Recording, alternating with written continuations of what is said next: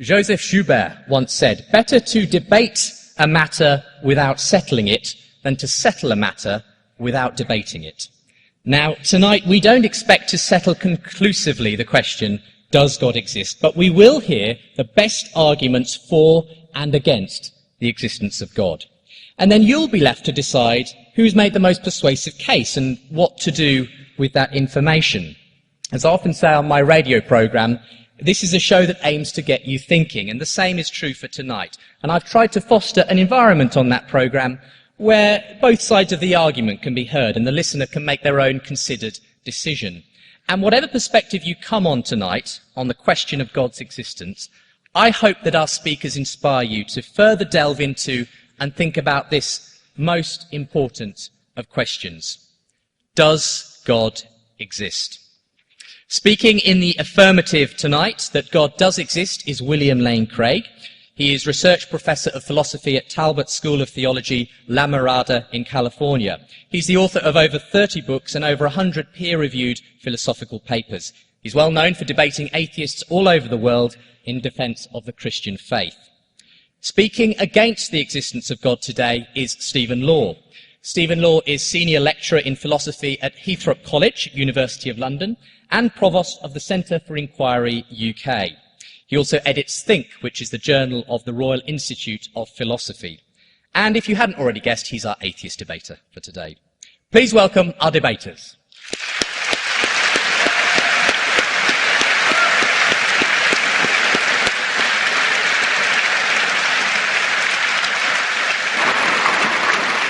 Now, a quick word about the format of tonight's debate. Each debater will give an opening speech setting out their case for and against the existence of God. That's going to be followed by 2 rounds of rebuttals against each other before each side sums up their own arguments. Then Bill and Stephen will join me for a 30-minute discussion down here in front of the podium in light of the debate. Now, we'd like to feed your questions into that time. Now, rather than taking questions from the floor, we've decided, in order to include as many questions as possible, that we're going to ask you to write down any questions you may have during the course of the debate. And I hope you may have got one of the paper slips for that purpose in your hands. Those will be collected during the second round of rebuttals, and I will remind you before that round begins.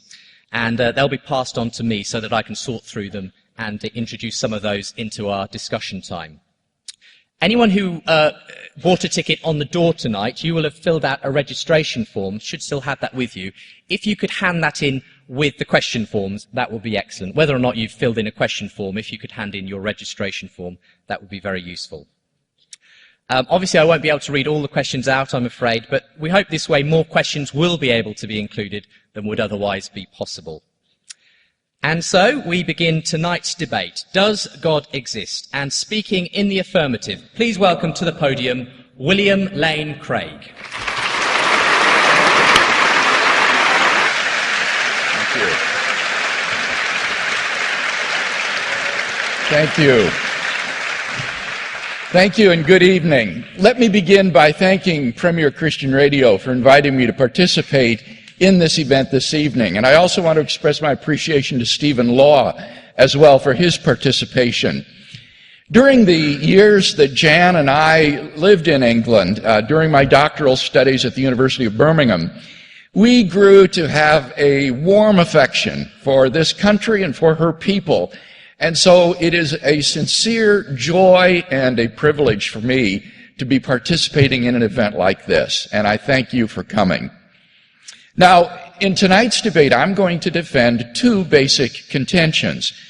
First, that there are good reasons to think that God exists, and secondly, there are not comparably good reasons to think that atheism is true. Now, I'll leave it up to Dr. Law to present his arguments for atheism before I respond to them. In this opening speech, I want to sketch briefly 3 lines of evidence in favor of God's existence. As a professional philosopher, I think that God makes sense of a wide range of the data of human experience, including philosophical, scientific, moral, and historical considerations. Number 1, then, the origin of the universe. Have you ever asked yourself where the universe came from? Did it have a beginning, or does it just go back and back forever?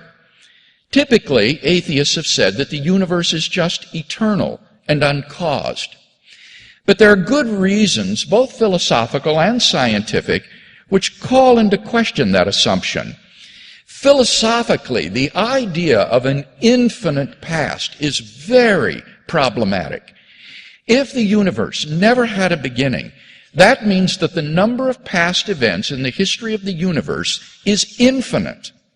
But the real existence of an actually infinite number of things leads to metaphysical absurdities.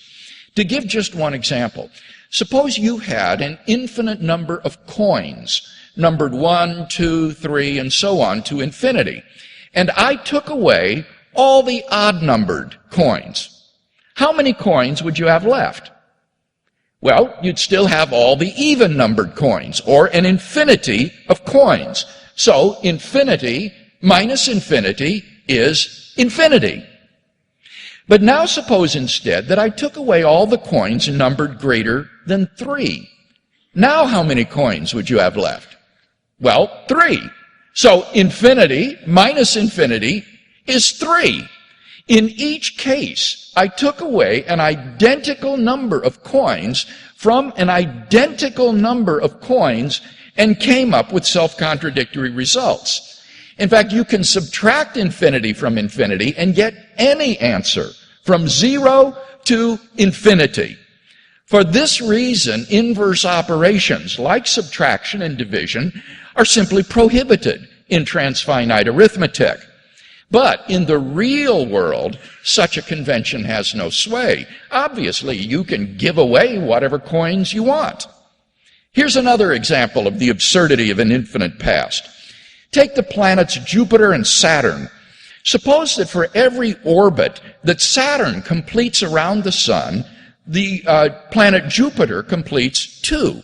If Saturn has completed 10 orbits, Jupiter has completed 20. If Saturn has completed 1 trillion, Jupiter has completed 2 trillion. The longer they orbit, the farther Saturn falls behind. If they continue to orbit forever, they will approach a limit at which Saturn is infinitely far behind Jupiter. But now, turn the story around. Suppose Jupiter and Saturn have been orbiting the Sun from eternity past. Now, which one will have completed the most orbits? Well, the correct mathematical answer is that the number of their orbits is identical. But that seems absurd. For the longer they orbit, the greater the disparity between them grows. So how does the number of their orbits magically become identical simply by making them orbit from eternity past? These and many other examples suggest that infinity is just an idea in your mind, not something that exists in reality. But that entails that since past events are not just ideas but are real, the number of past events must be finite. Therefore, the series of past events can't go back and back forever. Rather, the universe must have begun to exist. This purely philosophical conclusion has been confirmed by remarkable discoveries in astronomy and astrophysics. We now have pretty strong evidence that the universe is not eternal in the past, but had an absolute beginning a finite time ago.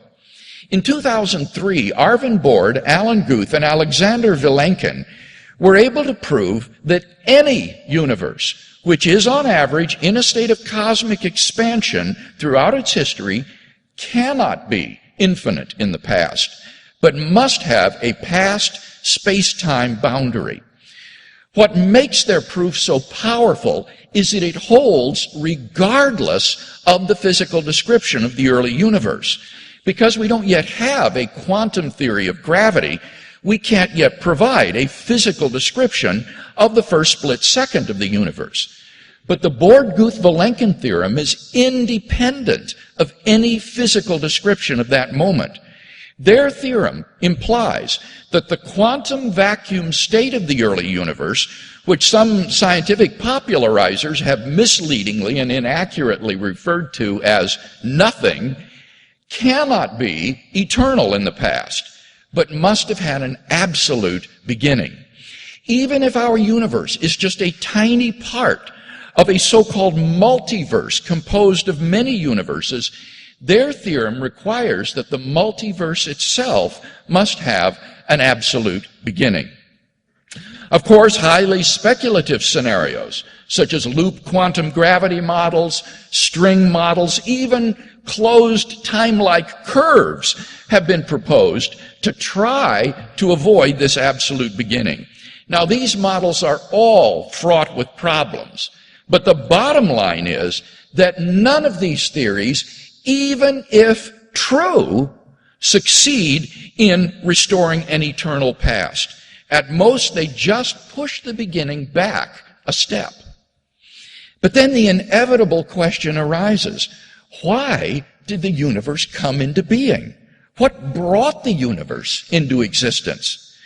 Some intrepid atheists have asserted that the universe just popped into being without a cause. But surely that's metaphysically impossible. For such a conclusion is, in the words of philosopher of science Bernhard Kanischeider, in head-on collision with the most successful ontological commitment in the history of science, namely the metaphysical principle that out of nothing, nothing comes. So, why does the universe exist instead of just nothing? Where did it come from? There must have been a transcendent cause which brought the universe into being. We can summarize our argument thus far as follows. Premise 1, the universe began to exist. 2, if the universe began to exist, then the universe has a transcendent cause. 3, therefore the universe has a transcendent cause. Given the truth of the two premises, the conclusion necessarily follows. Now, from the very nature of the case, this cause must be an uncaused, changeless, timeless, and immaterial being which created the universe. It must be uncaused because we've seen that there cannot be an infinite regress of causes. It must be timeless and therefore changeless, at least without the universe, because it created time. Because it also created space, it must transcend space as well, and therefore be immaterial, not physical. Now, there are only two possible candidates that could fit such a description. Either an abstract object, like a number, or an unembodied mind, or consciousness. But abstract objects don't stand in causal relations. The number 7, for example, can't cause anything. Therefore, it follows that the transcendent cause of the universe is an unembodied mind. And thus we are brought not merely to an uncaused cause of the universe, but to its personal creator. Number 2, objective moral values and duties in the world. Our first argument gives us a transcendent personal creator of the universe, but it doesn't tell us anything about his moral character. How can we know that he is good? My second argument addresses that question. Premise 1 states, if God did not exist, objective moral values and duties would not exist. By objective moral values, I mean values which are valid and binding, whether people believe in them or not. Many theists and atheists agree that if God does not exist, then moral values and duties are not objective in this sense. For example, Michael Roos, an agnostic philosopher of science, states, morality is a biological adaptation, no less than our hands and feet and teeth. Considered as a rationally justifiable set of claims about an objective something, ethics is illusory. Morality is just an aid to survival and reproduction, and any deeper meaning is illusory, end quote. On a naturalistic view, moral values are just the byproduct of biological evolution and social conditioning. just as a troop of baboons exhibit cooperative and even self-sacrificial behavior because natural selection has determined it to be advantageous in the struggle for survival, so their primate cousins, Homo sapiens, have developed similar behavior for the same reason. As a result of socio-biological pressures, there has emerged among Homo sapiens a sort of herd morality, which functions well in the perpetuation of our species. But on the atheistic view, there doesn't seem to be anything about this morality that makes it objectively binding and true. Certain actions, such as rape, may not be socially advantageous, and so in the course of human development have become taboo. But that does absolutely nothing to show that rape is wrong. Such behavior goes on all the time in the animal kingdom. Given atheism, the rapist who chooses to flout the herd morality is doing nothing more serious than acting unfashionably, a sort of moral equivalent of Lady Gaga, out of step with the herd. But that leads to our second premise. Objective moral values and duties do exist. In moral experience, we apprehend a realm of moral values and duties that impose themselves upon us.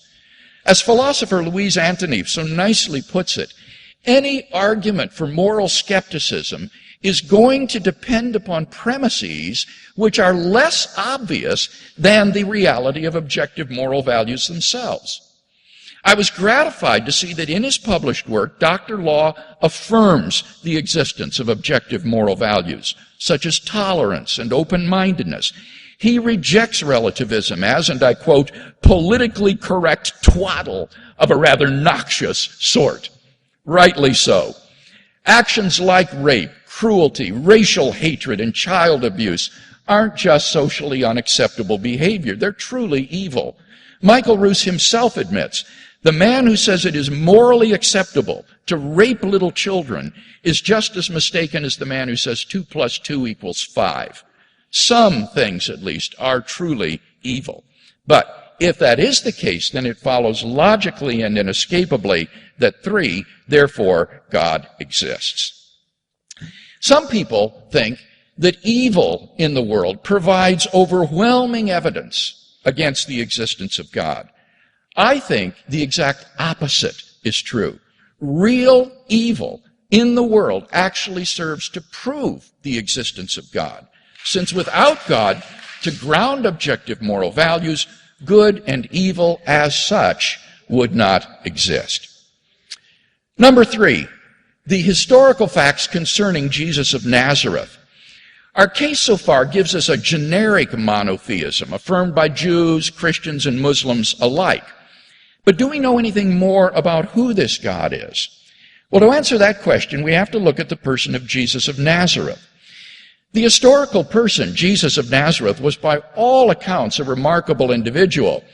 Although Dr. Law has recently defended the claim that Jesus of Nazareth never even existed, historians have reached something of a consensus that Jesus came on the scene with an unprecedented sense of divine authority, the authority to stand and speak in God's place.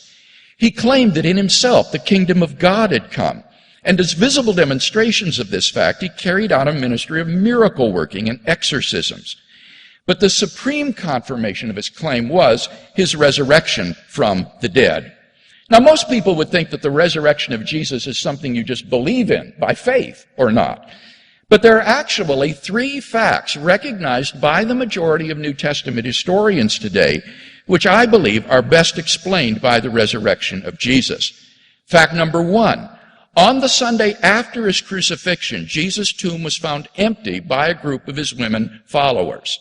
Fact number 2, on separate occasions, different individuals and groups saw appearances of Jesus alive after his death.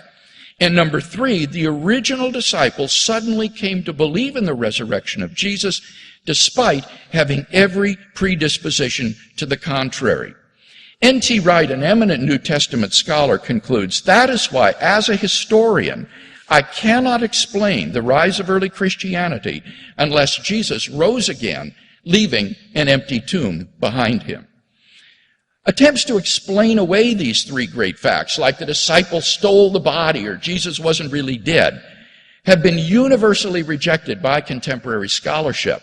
The simple fact is that there just is no plausible, naturalistic explanation of these three facts. And therefore, it seems to me, the Christian is amply justified in believing that the best explanation of the evidence is that Jesus rose from the dead and was who he claimed to be. But that entails that the God revealed by Jesus of Nazareth exists. And thus we have a good inductive argument for the existence of God based on the resurrection of Jesus. In summary, then, I've presented tonight a cumulative case based on the origin of the universe, the existence of objective moral values and duties, and the resurrection of Jesus, for thinking that the God of Israel, the God revealed by Jesus of Nazareth, exists. If Stephen wants us to believe otherwise, that atheism is true, he must first tear down all three of the arguments that I presented, and then in their place erect a case of his own to prove that God does not exist. Unless and until he does that, I think that theism is the more plausible worldview.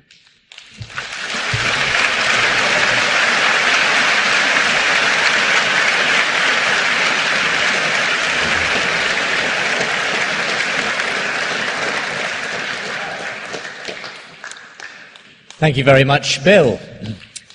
And to present the case against the existence of God, please welcome Stephen Law.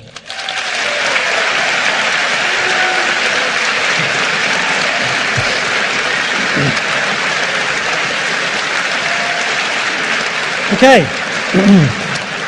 My thanks to the organisers of this debate for the invitation to take part. I'm genuinely honoured to be sharing the stage with Professor Craig this evening. We're here to debate the question, does God exist? And we've just heard some arguments that are supposed to justify an affirmative answer. I'll address those arguments in the first rebuttal period. What I'm going to do in my opening speech is to sketch out an argument against the existence of God. There are many such arguments. I'm going to make things relatively easy for Professor Craig by sketching out just one. It's an argument with which I'm sure you're familiar. It's often called the evidential problem of evil. There's a great deal of bad stuff in the world. There are moral evils, the terrible moral deeds we do. There are also natural evils, such as natural diseases and disasters that cause humans and other creatures immense suffering. Let's start with animal suffering. I recently watched a documentary about Komodo dragons. They track for a week or so after poisoning their prey, and then finally, when their victim becomes too weak to defend itself, they disemboweled and ate it alive, this water buffalo, this poor water buffalo. The cameraman said that this had been his first ever wildlife assignment, and it would probably also have to be his last, because he just couldn't cope with the depths of suffering he had been forced to witness. Each day, millions of animals are similarly forced to tear each other limb from limb in order to survive. And this has been going on for hundreds of millions of years. This might, in many ways, be a beautiful world, but it's also a quite staggeringly cruel and horrific world for very many of its inhabitants. Some may dismiss all this animal suffering by saying that they're just animals. They don't ultimately matter. But I wonder if they'd say the same thing if I took a red-hot poker to their pet cat. Then there's human suffering. Take, for example, the psychological suffering a parent must go through who has to watch helpless as their young child dies slowly of starvation or an agonizing disease. The consensus among population experts is that over the sweep of human history, prehistory, hundreds of thousands of years, the parents of each generation have had to watch, on average, between a third and a half of their under 5 children die, usually from disease. Kenneth Hill, director of the Hopkins Population Centre at Johns Hopkins University, writes, and I quote, "Over the long haul of prehistory, the probability of dying by the age of 5 for females was probably no lower than 440 per 1,000 live births and was probably no higher than 600. That's to say, on average, around half of literally millions of generations of girls never made it beyond their 5th birthday. This appalling suffering and death was not something these children and parents brought on themselves. Unavoidable, unspeakable horror on an almost unimaginably vast scale is built into the very fabric of the world we find ourselves forced to inhabit. So now here's the argument. If Professor Craig's God exists, then these hundreds of thousands, nay, hundreds of millions of years of horror must ultimately be, well, all for the best. For an all-powerful, all-knowing and all-good God, 1, will know about, 2, will have the power to prevent, and 3, will desire that the world not contain any pointless, gratuitous suffering. If Professor Craig's God exists, there must be not just some reason, but an entirely adequate reason for every last ounce of all of this suffering and horror. But surely, as we look back across the eons, we witness suffering of such depth and magnitude that it becomes highly implausible that it can all be fully explained away. In which case, it looks like very powerful evidence against the existence of Professor Craig's God. Now, interestingly, a similar argument can be run against an alternative God hypothesis I want you now to consider. Suppose that, after a bump on the head, I become convinced that the universe is the creation of a single all-powerful designer. However, I also believe this being is evil. There's just one God, and he's as cruel and evil as it's possible for him to be. Who believes in a creator like that? Hardly anyone outside of a mental institution. Yet notice that this evil God hypothesis is as well supported by, say, Professor Craig's cosmological and fine-tuning arguments. Sorry, he didn't run the fine-tuning argument today, it was just the 3. His cosmological argument, as his belief is, let me start again. Professor Craig's cosmological argument as his belief in his good God hypothesis. That argument failed to provide us with any clue at all as to our creator's moral character. Yet still, I'm sure you consider the idea of such an evil creator absurd. Why? Well, one obvious reason for dismissing the idea is that our world is clearly not the sort of world an all-powerful and maximally evil being would create. Take a look at it. Yes, it contains suffering, but it also contains a great deal of good, far too much for it plausibly to be considered the creation of such an evil being. Why, for example, would an evil creator, intent on maximizing evil, give us beautiful scenery to enjoy? Why would he allow people to reduce the suffering of others, sometimes quite selflessly? An evil God would want to maximize suffering and prevent morally virtuous behavior, so surely he'd clamp down on, say, Mother Teresa's activities straight away, and he'd destroy all the hospitals. Why, you might also ask, would an evil God bestow on some people immense health, wealth and happiness? David Beckham, for example, who seems to lead a charmed existence. And why would an evil God give us children to love? Evil God hates love. Surely the last thing he'd do is populate the world with endless bundles of joy. So you might think there is, on the face of it, overwhelming observational evidence against the evil God hypothesis. I am sure some of you have spotted that what we're looking at here is, in effect, the evidential problem of good. If you believe in a good God, you face the problem of explaining why there's so much bad stuff in the world. If you believe in an evil God, you face the mirror problem of explaining why there's so much good. So why, we might ask, if the problem of good is fatal to the evil God hypothesis, and surely it is the problem of evil not similarly fatal to the good God hypothesis? If one hypothesis is pretty straightforwardly falsified by observation of the world around us, why isn't the other one? Now, as you know, Christians have cooked up some pretty ingenious explanations for all the bad stuff. Let's look at a few explanations, beginning with free will. Some Christians try to explain certain evils by saying that being good, God gave us free will, the ability to make free choices and act on them. Why? Because God wants to allow for the possibility of moral goodness. God could have made us puppet beings that or automata that always did the right thing, but puppet beings lack moral responsibility. Their good behaviour, if compelled, would not be morally good. So God cut our strings. He set us free. As a result, some of us choose to do evil. That's the price God must pay to allow for moral goods. I'm sure you're familiar with that sort of explanation, but now notice that someone who believes in an evil God can mirror it with a free will explanation of their own. Evil God gave us free will. Why? To allow for the possibility of moral evil. Evil God could have made us puppet beings, automata that always did the bad thing, but puppet beings lack moral responsibility. Their bad behaviour, if compelled, would not be morally evil, and so evil God cut their strings. As a result, some of us choose to do good. That's the price evil God must pay to allow for moral evils. You can see I've taken a standard Christian theodicy and just flipped it round. Here's another example of theodicy flipping. Some Christians try to explain pain and suffering as the result of the operation of laws of nature, laws that are nevertheless on balance supposed to be good. So, for example, a Christian might argue that without a law-governed universe in which the effects of our actions can be predicted, we can't morally interact with each other. Suppose I see you cold and hungry. In order to help you by lighting you a warming fire and cooking you a much-needed meal, I need to know both that by striking a match I'll create a flame and that wood burns to release heat. Unfortunately, these same laws of nature have a downside. They entail that there will occasionally be, say, spontaneous forest fires that cause suffering. That's the price God pays for greater goods.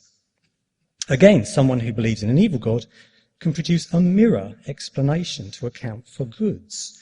In order to allow the very great evil of my burning down your wooden house with you and your family inside, they may say, I need to know both that by striking a match I will create a flame and that wood burns. Such laws of nature are required for such very great evils to exist. True, these same laws have good consequences. They allow people to cook each other warming meals, for example. That's the price evil God pays for greater goods. We can similarly flip around familiar Christian suggestion that the pain and suffering we endure is there to allow us to grow and develop morally and spiritually. Yes, evil God wants us to suffer, do evil and despair. To that end, he introduces various goods into the world. But then why, you may ask, would an evil God allow a few people, such as David Beckham, to lead a charmed life? Why? To make the rest of us feel worse, of course. To invoke feelings of jealousy and resentment in others, to motivate crime, riots perhaps. Why would an evil God pepper his creation with some beauty which we enjoy? Because he requires a contrast. In order to fully appreciate the drab dreariness of day-to-day life, we need to be reminded now and then of how much better things might have been. Why would an evil God give us children to love? Because it's only if we truly unconditionally love someone that we can be made to suffer as we do when evil God kills them slowly before our eyes. In short, someone might conclude this is not, as many Christians suppose, a veil of soul-making. It is a veil of soul destruction, engineered by an evil God intent on crushing and breaking our spirits so that we bow out in agony and despair, as so very many of us do. While not all standard Christian explanations for evil can be reversed in this way, most can. Take, for example, explaining evil in terms of God's mysterious ways. A defender of belief in an evil God can adopt the same ruse, putting the God we see around us down to evil God's mysterious ways. After all, evil God is omnipotent and omniscient, isn't he? So, of course, his evil plans are likely to be largely beyond our understanding. Just because certain goods appear to us to be quite gratuitous, given his evil aims, gives us no reason to suppose that they really are gratuitous. Don't presume to know the mind of evil God. Moreover, just as some Christians maintain that whatever horror we experience in this life will be more than compensated for in the next, those who believe in an evil God can maintain that whatever goods we experience in this life will be more than compensated for by the far deeper, unremitting horror of the next. Clearly, despite these and various other ingenious manoeuvres that might be made in defence of belief in an evil God, it remains the case that there's far too much good stuff in the world for it to be the creation of such an evil deity, we can still, on the basis of what we observe around us, reasonably conclude that there's unlikely to be an evil God. So my question is, if the evil God hypothesis can, solely on the basis of observational evidence, be ruled out as highly unlikely, why can't we similarly rule out the good God hypothesis? True, we may not know the answer to the question, why does the universe exist? Perhaps we'll never know. It doesn't follow that we can't quite reasonably rule certain answers out. Obviously, we can quite reasonably rule out the evil God hypothesis, and on the basis of what we can see around us. So why not the good God hypothesis? Why suppose, as I assume Professor Craig does, that the good God hypothesis is not just a bit more reasonable, but very significantly more reasonable than the evil God hypothesis? For remember, the latter hypothesis remains downright absurd, notwithstanding such appeals to evil God's mysterious ways and so on. That's the challenge I'm putting before Professor Craig tonight, to explain why belief in a good God is, on the basis of the available evidence and arguments, not just a bit more reasonable than belief in an evil God, but very significantly more reasonable than belief in an evil God. How might Professor Craig respond to this challenge? Well, he's given his arguments for his particular God, of course. I'll examine those next, though notice that the first one was completely neutral on God's moral properties, so it provides no support for a good God over an evil God. In fact, Dr. Craig is now down to two arguments. He may also try to disarm the problem of evil, perhaps by invoking a smokescreen of scepticism and mystery. He may say, well, we just can't presume to know, regarding all the horror we see around us, that God lacks adequate reasons for it. But as we've just seen, we can use the same sort of smokescreen to defend belief in an evil God. We can say, well, we just can't presume to know, regarding all the goods we see around us, that evil God lacks adequate reasons for them. So Professor Craig cannot, by means of such a smokescreen, show that belief in his good God is better supported than belief in an evil God. It will be interesting to see, I'll be interested to see, how he thinks it can be shown to be better supported. Now, that went really fast. I'm left with 2 minutes, and I just want to add in my 2 minutes, if it's okay, something that's on the desk. I'm just going to reach over and get it.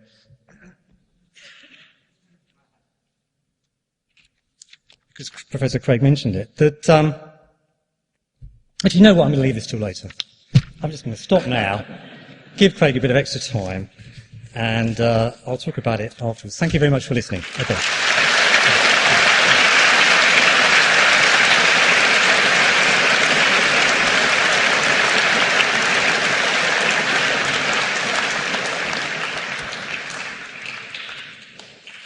You are not required to use all your time. We only ask that you stay within the time you've been given. Well, you've heard the opening speeches. Now it's time for Professor William Lane Craig to make his first response.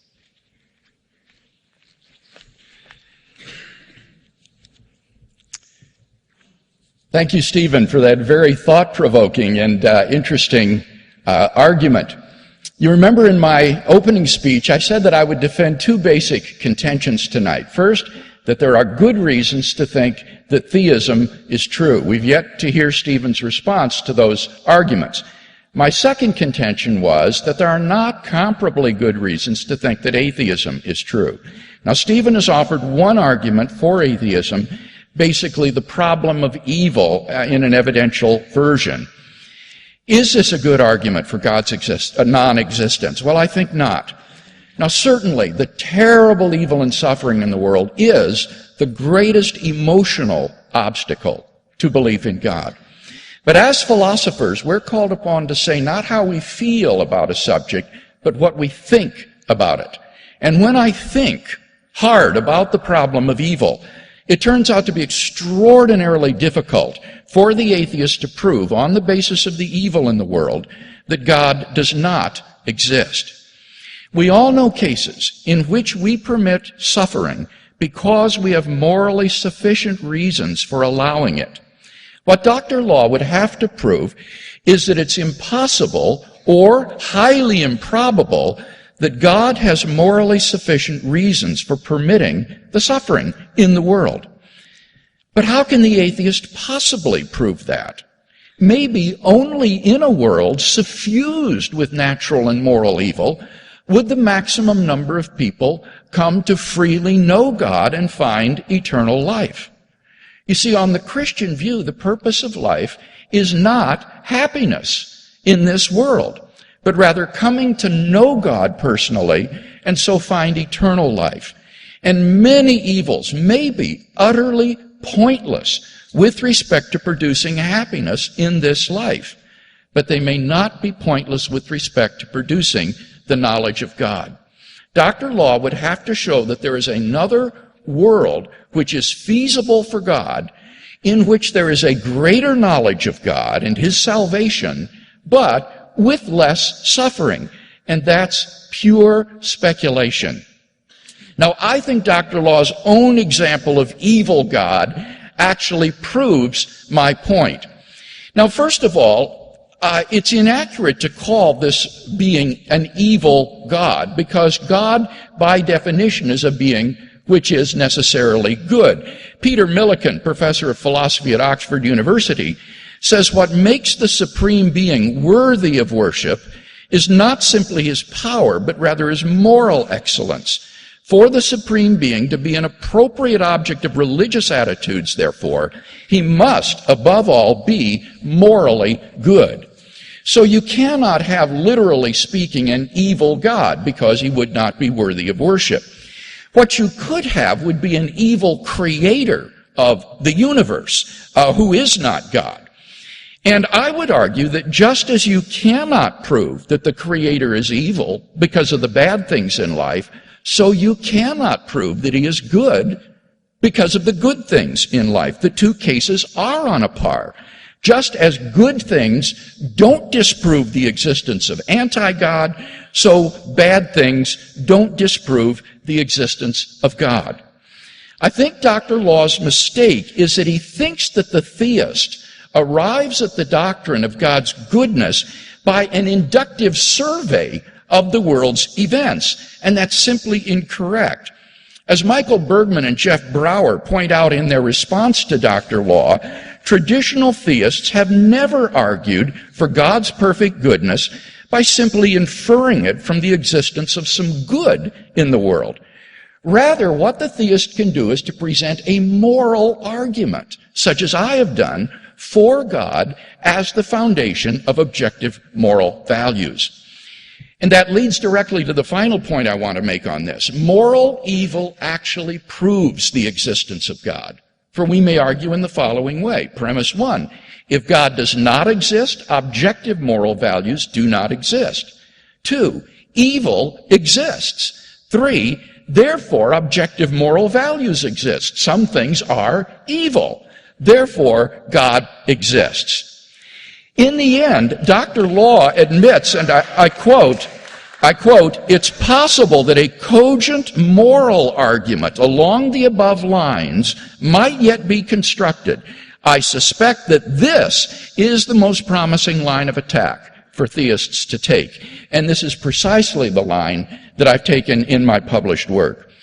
To summarize then, number 1, Dr. Law cannot prove that God lacks morally sufficient reasons for permitting the evils that occur.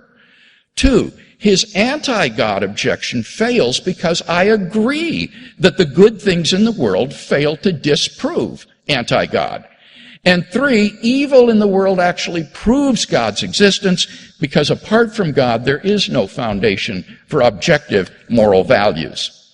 Now, let me say one more thing about animal predation and suffering, since this featured largely in his argument. Number 1, animals are part of a broader ecosystem in which the human drama is played out. And such an ecosystem must be balanced if it's to be viable. It is no accident that every ecosystem involves predators of some sort. For example, I also recently saw a program on television about how the Canadian authorities are reintroducing wolves into the wild in Canada. Why? Because in the absence of these predators, the caribou herds were overpopulating because there was no one to pick off the diseased and the aged, and as a result they were overgrazing and therefore dying of starvation. The predators actually enhanced the survivability and the health of the caribou herds on which they preyed.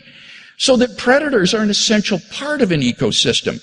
In a world without predators, the insects would soon take over, since there would be nothing to eat them, and all the animals would soon die because all the vegetation would be consumed by insects. And once the insects have consumed all the vegetation, they would die off as well. So any viable ecosystem needs to have predation in it in order to succeed.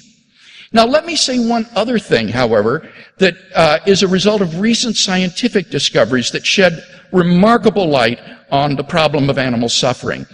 In his book, Nature Red in Tooth and Claw, published by Oxford University Press, Michael Murray explains that there is really a threefold hierarchy of pain awareness. On the most fundamental level, there is simply the reaction to stimuli, such as an amoeba exhibits when you poke it with a needle. It doesn't really feel pain. There's a second level of pain awareness, which sentient animals have, which is an experience of pain. And animals like horses, dogs, and cats would experience this second level pain awareness. But they do not experience a third level pain awareness, which is the awareness of second order pain. That is the awareness that one is himself in pain. For that sort of pain awareness requires self-awareness. And this is centered in the prefrontal cortex of the brain, a section of the brain that is missing in all animals except for the higher primates and human beings. And therefore, even though animals are in pain, they aren't aware of it. They don't have this third order pain awareness. They are not aware of pain, and therefore they do not suffer as human beings do. Now, this is a tremendous comfort to those of us who are animal lovers like myself, or to pet owners. Even though your dog or your cat may be in pain, it really isn't aware of being in pain, and therefore it doesn't suffer as you would when you are in pain. The problem is that we are so often guilty of anthropopathism. That is to say, we treat animals as though they were human beings. We think of the deer in the forest like Bambi, having human consciousness and self-awareness. And this is simply fallacious. There's an actual name for this. It's called the hyperactive agency detection device, the tendency to regard animals as though they were agents. But once we understand the biology of animals, what we see is that God, in His mercy, has spared the animal world the experience of suffering, such as human beings exhibit. So I think that this goes a long way towards solving the problems that Dr. Law indicates. In any case, those 3 points remain. He cannot show that God lacks morally sufficient reasons for the suffering in the world. His anti-God objection fails because goodness in the world doesn't disprove anti-God. And in any case, evil in the world actually proves the existence of God Himself.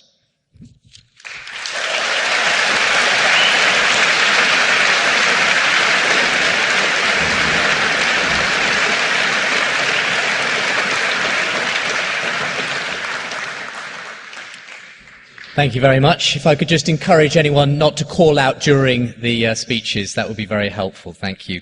And just a reminder that if you have a question, now is the time to write it down, as we'll be collecting those in after this round, as we invite Stephen Law for his first rebuttal.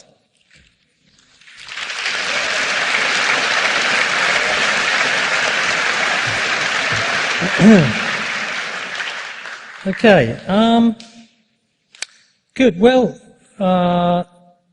Professor Craig made some interesting points there. I'll respond to them as many as I can in the time available to me. First of all, Professor Craig seemed to be suggesting that I think Christians think God is good because, they draw that conclusion on the basis of what they see of the world around them. Well, obviously, I don't believe that. He's attacking a straw man at that point. I assume that Christians have some other reasons for thinking that God is good, because it's pretty obvious from what we see of the world around us that it really does not support that belief. That's certainly not why I think that Christians believe that God is good, not at all. So that was just an attack on a straw man. It's not my position, very obviously. Secondly, Professor Craig suggested, and indeed suggested in his opening speech, that the existence of evil proves God. It's a popular move. I mean, not taken terribly seriously in philosophical circles, but more widely, you do find this on the internet. You find people saying this. They think, oh, this is a good persuasive argument. They say that, in a way, the existence of evil proves that there's a God, because it's only if there's a God that there can be such things as good and evil. Well, first of all, that argument begs the question that, you need God to have good and evil, and that Professor Craig has signally failed to do this evening, but I'll explain why that is so in a short period of time. The more important point is this: you can run the evidential problem of evil without mentioning evil at all. You don't need the concept of evil. I, as an atheist, don't need to buy into the concept of good or evil. I could be a moral nihilist. All you need is the observation that there's just an enormous amount of suffering, far more than can be plausibly explained in terms of God's, mysterious ways or higher purpose. That's all I need to point to. Christians can buy into the concept of good and evil. I don't need to in order to run the objection. And in fact, this is widely recognized to be true. You can set up the problem of evil without even using the concept of evil. You don't have to buy into the concept of evil to run it. So that's just a red herring. Okay. It's not true that evil proves God. His other main arguments seem to be that, well, basically to concede that you can't be pretty confident that there's no evil God on the basis of the amount of good that we see around us. Well, yeah, clearly. We all know that's not true. I mean, we can see that there is an immense amount of good stuff in the world, and it's just implausible that, it can be squared in some way with the existence of an all-powerful and supremely malignant deity. Yes, there are all these ingenious explanations we can concoct in Gerrymander, but the fact is, we can all see, we all know, and we will confidently dismiss, rightly so, the evil God hypothesis purely on the basis of what we can see of the universe around us. And if we can do that, then why can't we do it for the good God hypothesis? Professor Craig has not answered that question. That is the challenge I'm setting. In order to avoid the challenge, he's basically having to get incredibly skeptical. He's really having to play the mystery card at this point and say, we just can't know whether there's an evil God on the basis of looking at the world around us. Really?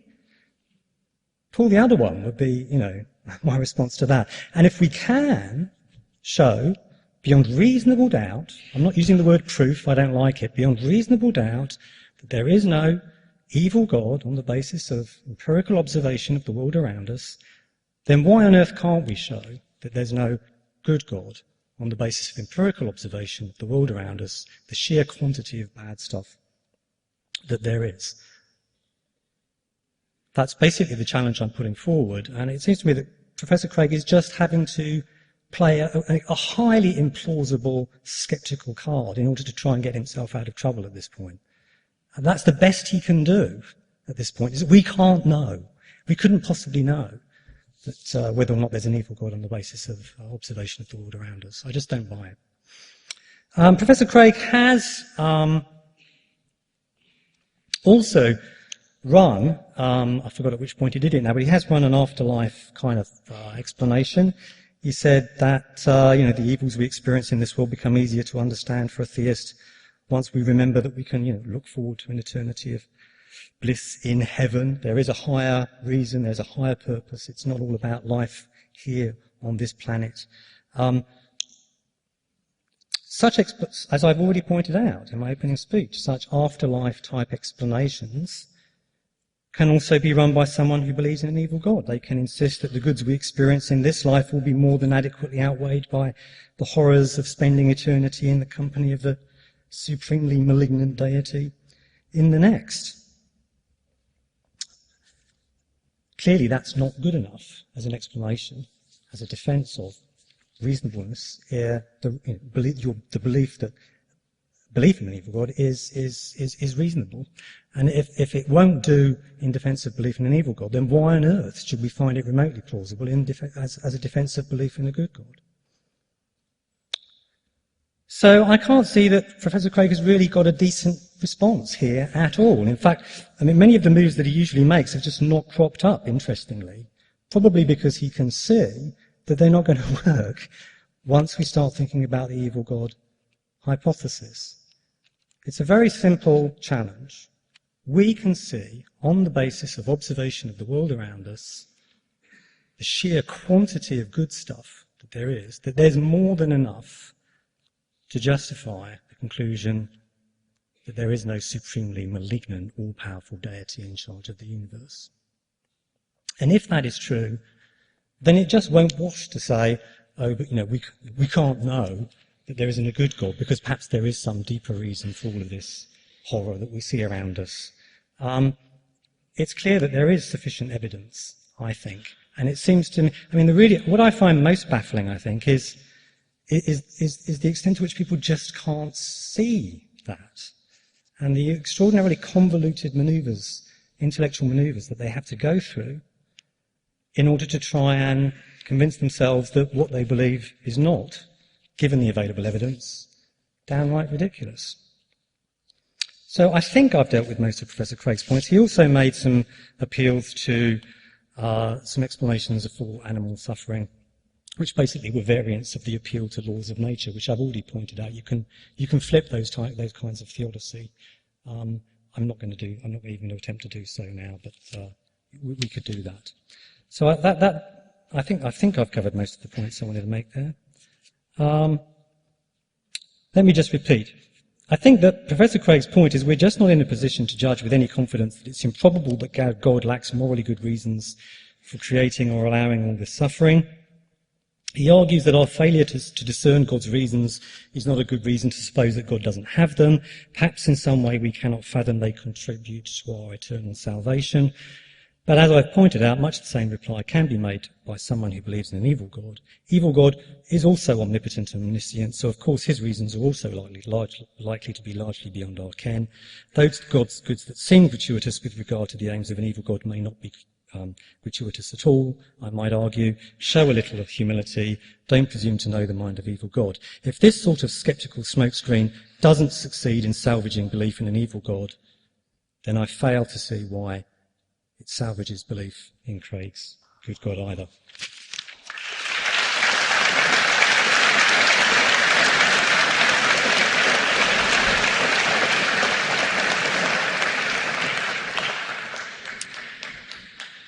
Well, we reach the third round, where there'll be an opportunity now for William Lane Craig to respond. But as I mentioned earlier, if you have a piece of paper with a question on, there will be some ushers coming around at the end of your rows, and if you could pass those to the end of the rows, we'll collate those in order that they can be brought into the discussion time later on.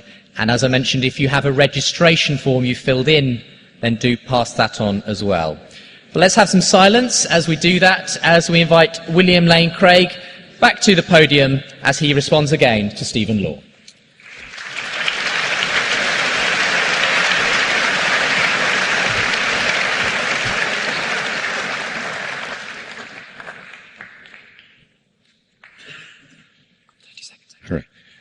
So far as I could hear, Dr. Law has yet to respond to any of my three arguments under my first contention that there are good reasons to believe that God exists. First, he has not responded to my argument based on the origin of the universe. At best, he would have to say, well, we don't know if this being is good who has created the world. And I grant that. You can't know that from this argument. But it is a strange form of atheism, one not worth the name, that admits that there is a beginningless, uncaused, spaceless, timeless, immaterial, enormously powerful, personal creator of the universe. That, I don't think, deserves to be called atheism. So he's got to interact with this argument because the problem of evil doesn't refute it. because it doesn't say anything about the moral properties of this being. Secondly, what about the argument based upon the existence of objective moral values and duties? Here, frankly, I was stunned and disappointed to hear him retreat from his affirmation of objective moral values in his published work to now regarding this as being non-objective. And then you've got to deal with the problem that the objectivity of moral values is more obvious than any argument for moral skepticism. The atheist philosopher Peter Cave puts it this way: whatever skeptical arguments may be brought against our belief that killing the innocent is morally wrong, we are more certain that the killing is morally wrong than that the argument is sound. Torturing an innocent child for the sheer fun of it is morally wrong. Full stop. And that's why John Cottingham reports that there is an increasing consensus among philosophers today that some sort of objectivism is correct. The problem is that on atheism, there is no explanation for the reality of objective moral values and duties, and that's what theism will give you. Thirdly, the argument concerning the resurrection of Jesus has not even been addressed in tonight's debate. So, are there comparably good arguments for atheism? Well, I made 4 points by way of response to his argument. First, he hasn't been able to show that it's improbable or impossible that God has morally sufficient reasons for the suffering in the world. And he really admits this. His only gambit is to say, well, yeah, that's true, I can't show that, but neither can you show that the evil creator wouldn't have sufficient reasons for allowing good things in the world. Well, that's the second point. And I agree that you cannot disprove anti-God by just looking inductively at the good things in the world. The world is morally ambiguous, and that's not how theists come to believe in the goodness of God. Stephen Weikstra, who is an expert in the problem of evil, puts it this way. He says, any being, good or evil, big enough to make the heavens and the earth, gives a high conditional probability that we'd regularly be unable to discern that being's ultimate purposes for many events around us. So our actual inability to do so isn't strong evidence that those purposes or that being isn't there. Just as the inscrutable evil in the world doesn't give much evidence that there's no totally good creator, so the inscrutable good in the world doesn't give much evidence that there's no totally evil creator. You don't decide that question inductively. And this is Dr. Law's only defense of the problem of evil, because he admits he can't give any argument to show that God lacks morally sufficient reasons for permitting the suffering in the world. What about my third point, that evil actually proves the existence of God? Here he says, quite rightly, you don't need moral evil to run the argument from suffering. You can just talk about pain and suffering. Quite right. But then that means you have to retreat from the affirmation of objective moral values in the world. If you do affirm there are objective moral values in the world, then you're immediately confronted with the problem of the objectivity of evil and its explanation. In his book, Humanism, Dr. Law says, and I quote, none of this is to deny that there is a puzzle about the objectivity of morality, about how it is possible for things to be morally right or wrong, independently of how we or even God might judge them to be. And he has no solution to this problem to offer. He is simply left without an answer to the problem of the objectivity of moral values and duties. So while it's true you can run a problem of suffering without referring to moral evil, to do so you're going to have to deny the reality and objectivity of moral values and duties, because once you admit them, then you've got the problem of the moral argument. Fourthly, I suggested that animal suffering in the world is not as serious a problem as he thinks, because animal predation is part of a viable ecosystem in which this drama is played out. And that, in fact, animals don't have this third-order pain awareness of knowing that they are in pain, and therefore they do not suffer as human beings do. And therefore, this problem of evil, I think, though emotionally powerful, I grant it, is emotionally powerful. Philosophically, it is very difficult to run any kind of a successful argument against God based on the evil and suffering in the world. Let me make one last point on this question. The fact is that any event that occurs in history, no matter how trivial, sends a sort of ripple effect through history, so that God's morally sufficient reasons for permitting it might not emerge until centuries from now in another country. This was already understood in classical physics. James Clerk Maxwell wrote, "The rock, loosened by the frost and balanced on a singular point of the mountainside, the little spark that kindles the great forest, the little word that sets the world a-fighting, the little scruple which prevents a man from doing his will, the little spore which blots all the potatoes, the little gimule which makes us philosophers or idiots. Every existence above a certain rank has its singular points. The higher the rank, the more of them. At these points, influences whose physical magnitude is too small to be taken account of by a finite being may produce results of the greatest importance. The fact is that when we see an incident of evil or suffering enter our lives, we are simply not in a position to say with any kind of confidence that God lacks morally sufficient reasons for permitting that to occur. We're simply not in a position to make those kind of judgments competently. And therefore, it's simply impossible for the atheist to show that it's improbable or impossible that God has morally sufficient reasons for permitting the evil and suffering in the world, particularly when we keep in mind the Christian concept of God and the Christian purpose of suffering. It is not to produce happiness in this life. I grant it. It is rather to provide a context in which people may freely respond to God and his offer of eternal life and forgiveness and come to know him. And it may be that only in a world that is suffused with suffering of a natural and moral sort that the maximum number of people would freely come to know God and his eternal life. Dr. Law would have to show that there is another feasible world available to God that has greater knowledge of God and his salvation than this world, but with less suffering. There's no way the atheist can do that.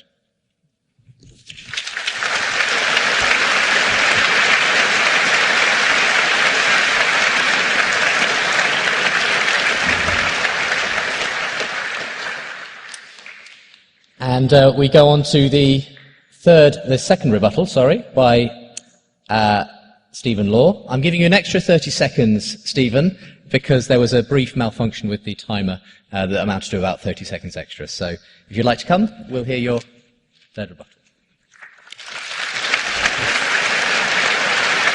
Okay. At this point, I want to actually look at the arguments that were given for the existence of God. There were actually only two that are relevant here in terms of being arguments for a good God, as opposed to, say, a morally neutral God or an evil God. Craig's moral argument is, if God does not exist, objective moral values do not exist. Objective moral values exist, therefore God exists. The vast majority of philosophers reject this argument. Take, for example, the Christian philosopher Professor Richard Swinburne of Oxford University. Swinburne says, "I cannot see any force in an argument to the existence of God from the existence of morality." So Professor Craig is putting up against a mountain of evidence against what he believes, that provided by the problem of evil, an argument that even one of the world's leading Christian philosophers finds utterly unconvincing. If Professor Craig wants nevertheless to run his moral argument, the onus is clearly on him to show that its premises are true. In fact, both premises are highly questionable. The first premise is again rejected by the vast majority of moral philosophers. What argument does Professor Craig offer for supposing that it is nevertheless true? It appears to be to point out that an evolutionary explanation of why we believe rape is objectively morally wrong wouldn't make rape objectively morally wrong. Well, so what? I mean, we all knew that already. That doesn't show that the belief isn't or cannot be true given atheism. Remember, the onus is on Professor Craig to show that no atheist-friendly account of the objective truth of moral claims can be given. The fact that evolution provides no such account very obviously does not entail no such account can be given. The onus is on Professor Craig to show that all such atheist-friendly accounts are wrong, even the ones we haven't thought of yet. And don't forget, as theists so regularly do, that they needn't even be naturalistic accounts. So far, Craig has shown one atheist-friendly account is wrong. As I say, we knew that already. What if the second premise of Craig's moral argument, objective moral values exist? This is undoubtedly a belief that just seems obviously true to us. And indeed, I'll put it forward quite happily, but I'm willing to take it back later if I need to. Okay? The mere fact that it seems true doesn't guarantee that it's true. It seems like there are objective moral values. That isn't a belief we should abandon easily, but it's by no means irrefutable, right?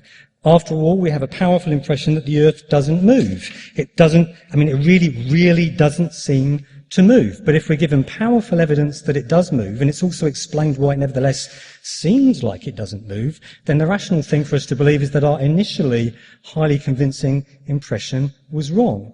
The moral is, even if Professor Craig could show that his first premise is true, he can't deal with the problem of evil by just digging in his heels and saying, but look, it really seems to us as if there are objective moral values, so there must be a God.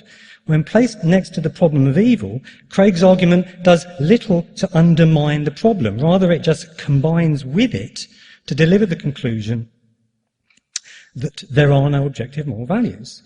That conclusion would be further reinforced by an evolutionary explanation of why it would still seem to us that there are objective moral values, even if there aren't. Now, I don't doubt Professor Craig doesn't want to believe that there are no objective moral values. Hey, I don't want to believe it, but this isn't an exercise in wishful thinking. So even if its first premise were true, and Craig could show that, and he hasn't, his moral argument still hardly offers much of a riposte to the evidential problem of evil. Let's now turn to the resurrection argument. It turns on claims made in the New Testament that there was an empty tomb, that there were independent eyewitness reports of Jesus alive after the crucifixion, and so on. The claim is that the best explanation of these alleged facts is that Jesus was resurrected by God. You should always be suspicious of arguments to the best explanation in such contexts. Let me tell you a story from 1967. It's a UFO story. There were reports of a strange object appearing nightly over a nuclear power site in Wake County. The police investigated. A police officer confirmed it was about half the size of the moon, and it just hung there over the plant. The next night the same thing happened. The deputy sheriff described a large lighted object. The county magistrate saw, and I quote, a rectangular object, looked like it was on fire. We figured it about the size of a football field. It was huge and very bright. There was, in addition, hard data, a curious radar blip reported by local air traffic control. Now, what's the best explanation of these reports? We have multiple attestation. We have trained eyewitnesses. Police officers putting their reputations on the line by reporting a UFO. We have hard independent confirmation, that blip on the radar scope. Surely then it's highly unlikely these witnesses were, say, all hallucinating or lying or just saw a planet. Clearly, by far the best explanation, you might think, is that they really did see a large lighted object hovering close to the plant. But here's the thing. We know pretty much for sure that what was seen by those police officers was the planet Venus. Journalists arrived on the scene, were shown the object, and chased it in a car. They found they couldn't approach it. Finally, they looked at it through a long lens and saw it was the planet Venus. That radar blip was just a coincidence. What does this show? Every year there are countless amazing reports of religious miracles, alien abductions, ghosts, and so on. In most cases, it's not easy to come up with plausible, mundane explanations for them. Sorry, it is easy to come up with plausible, mundane explanations for them. But not all, right? Some remain deeply baffling. So should we believe in such things then? No. For as my UFO story illustrates, we all know that some hard-to-explain reports of miracles, flying saucers and so on are likely to crop up anyway, whether or not there's truth to these claims. That 1967 case could easily have been such a baffling case. So let's suppose that the biblical documents written a decade or more after the events they report, written exclusively by the devotees of a new religious movement, not even by first-hand witnesses, detailing events for which there's pretty much no independent confirmation, constitutes really good evidence that there was an empty tomb and that the disciples did report seeing the risen Christ. Is that, in turn, good evidence that Jesus was resurrected? Evidence supports a hypothesis to the extent the evidence is expected, given the hypothesis is true, and unexpected otherwise. The absolutely crucial point to note is this. We have good reason to expect some baffling, very hard to explain in mundane terms, reports to crop up occasionally anyway. Whether or not there are any miracles or gods or flying saucers. So the fact that an otherwise baffling, hard-to-explain case has shown up provides us with little, if any, evidence that a miracle has occurred. Stop there.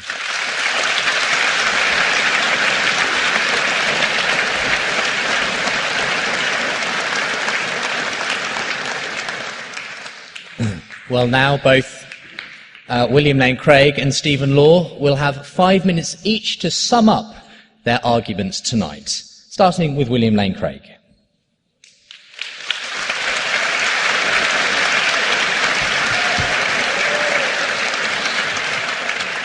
Thank you. Well, I hope you've all enjoyed the debate tonight as much as I have. I've enjoyed the stimulating interaction with Stephen.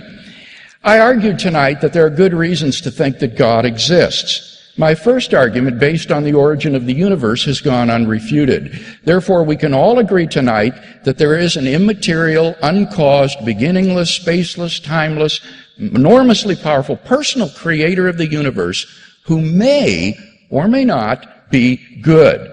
That would be a very strange form of atheism. Secondly, I've argued that objective moral values and duties point to the existence of God.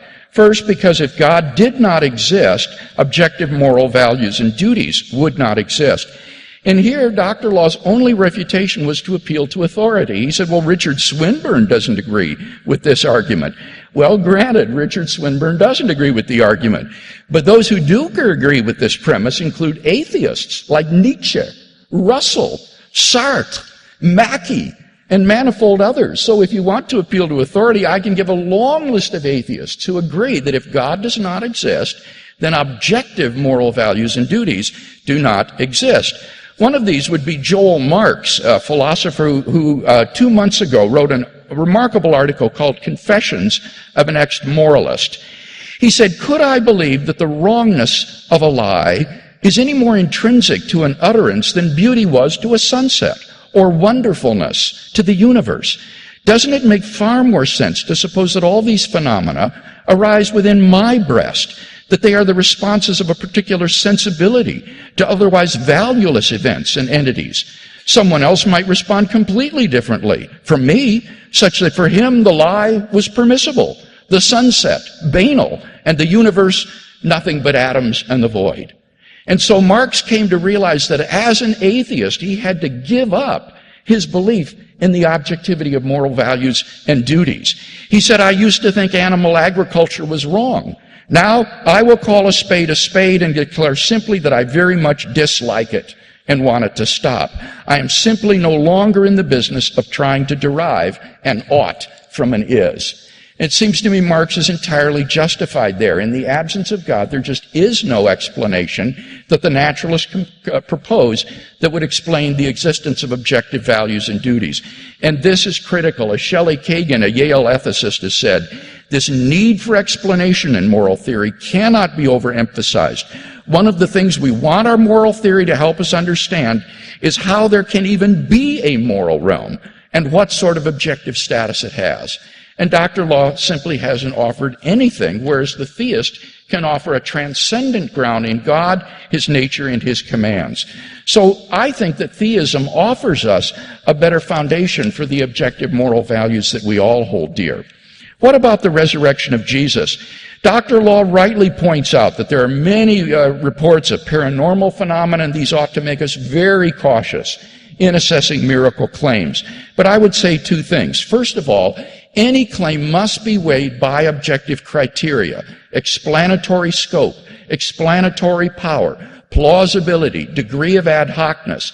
And I don't know of any natural explanation that passes those criteria, as well as the explanation that God raised Jesus from the dead. Secondly, the resurrection of Jesus, I think, is plausible because of the religio-historical context in which it occurs. It's not a bald anomaly occurring without a context. It comes as the climax to Jesus of Nazareth's own unparalleled life and ministry, a man who claimed to be the absolute revelation of God and the way to eternal life. If this man has been raised from the dead, then he has been vindicated by God in those allegedly blasphemous claims for which he was crucified. And therefore, I think these claims have a degree of plausibility that paranormal phenomena would not. So I think we've got good grounds for believing in Christian theism. What about atheism? Well, basically all we've heard is the evil God objection, but as I explained, you can't disprove the evil creator hypothesis just by appealing to goods in the world. And similarly, you cannot disprove the good creator hypothesis by appealing to evils in the world. Why? Because we're not in a position to judge with any confidence when some incident of suffering occurs that God has no morally sufficient reason for allowing it to occur.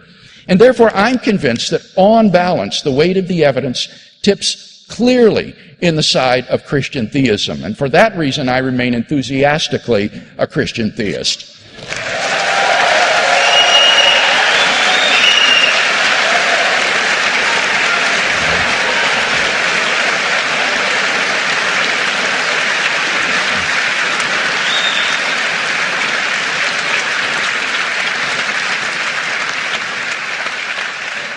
And finally, I invite Dr. Stephen Law to come and present his final summing up.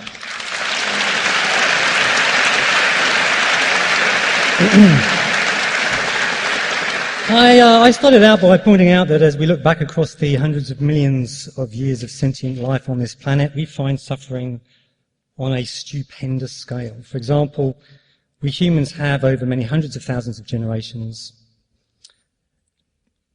had to watch a third to a half of our children die painfully in our arms. Immense suffering and horror are built into the fabric of the world we are forced to inhabit. My contention is that this suffering does constitute powerful observational evidence against Professor Craig's God. Even many Christians acknowledge it constitutes a very powerful intellectual threat to their belief. I've challenged Professor Craig to explain why, given this mountain of evidence, belief in his good God is supported by the evidence and arguments. In particular, why is belief in his good God better supported than belief in an evil God, which is clearly absurd, which clearly is undermined by observation of the world around us. Who believes in an evil God? Nobody. Why not? Take a look around you. Professor Craig has spectacularly failed to meet this challenge. He's tried to explain the mountain of suffering, of course. He appealed to the promise of an afterlife, but mostly he's just played the mystery card, played the skeptical card, insisting that God has his good reasons for unleashing hundreds of thousands of years of horror. It's just that we're not in a position to know what they are. Well, right, okay. I pointed out these explanations can be used just as effectively to deal with the evidence against the evil God hypothesis. So obviously they failed to show that belief in a good God is better supported than belief in an evil God. Those moves are neutral. So Professor Craig is now going to have to rely on his arguments for a good God, if he's to balance things up at all, if he's to show that his belief is more reasonable than a belief in an evil God. But only two of his arguments are actually even relevant, so I ignored the first one. These are the arguments that he did offer for his good God were remarkably weak. He offered a moral argument, but such moral arguments, as I pointed out, are rejected by the vast majority of moral philosophers. Even Richard Swinburne thinks Craig's moral argument fails. But I wasn't relying on that for authority. I just pointed out that Professor Craig provided no justification for the first premise of the argument, and he still hasn't. He still hasn't provided a decent justification for the first premise of the argument. The argument has a very dubious first premise. If there's no God, there are no objective moral values. Why should we believe that? There's been no argument. But even if he could show that it was true, I pointed out he would not have succeeded in showing that belief in his God is reasonable. More reasonable than belief, significantly more reasonable than belief in an evil God. For of course, when placed next to a mountain of observational evidence that there's no such God, his moral argument merely generates the conclusion that there are no objective moral values. A conclusion that, while counterintuitive, can't just be assumed. So in fact, Craig's moral argument kind of presupposes that he's already dealt with the evidential problem of evil. You can't use it against as a counterbalance to the evidential problem of evil. His other argument was the resurrection argument, which is frankly, almost comically flimsy. Even many Christians including Alvin Plantinga, and again, this is not an appeal to authority, just to illustrate the point, consider it terribly weak. So let's not lose sight of the weight of argument and evidence on either side of this debate. There is a mountain of observational evidence against Craig's God. He has signally failed to explain that evidence away. He's just played the mystery card. He offered a couple of arguments for his particular God, but they turned out to be at best, well, weedy. Indeed, both have high-profile Christian critics. The moral argument relied on a premise for which we've seen no decent argument whatsoever. So I think it is indeed spectacularly clear where the balance of probability lies. We may not know why the universe exists, but we can quite reasonably rule certain answers out, such as that an evil God created it. We all know that. We can, for much the same sort of reasons, observational reasons, quite reasonably also rule out the suggestion that Professor Craig's good God created it. That's the end. If any of you want to explore the kind of argument I've sketched out tonight, please take a look at my paper, The Evil God Challenge, which is in religion. That's another one. We were talking about Professor Craig's God. In Religious Studies 2010, there's also a condensed version of this argument in my most recent book, should you wish to purchase it. Okay, thank you very much.